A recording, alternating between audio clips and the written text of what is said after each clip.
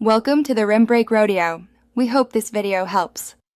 In this video, I will explain how to connect to Azure Virtual Desktop. First, ensure you have a stable internet connection and the correct client installed. You will need your user credentials ready. We will cover the essential steps to get you up and running smoothly, making your remote access experience seamless and efficient.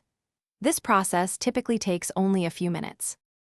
Before connecting, verify your user account has been granted access to the Azure Virtual Desktop workspace.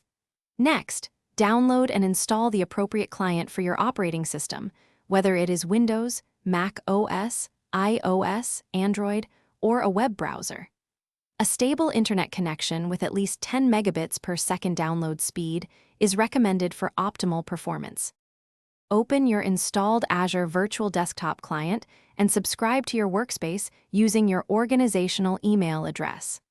Once subscribed, you will see a list of available desktops and applications. Select the one you wish to access. You will then be prompted to enter your password to securely establish the connection, typically taking less than 30 seconds. If you encounter connection issues, first verify your internet connection is active.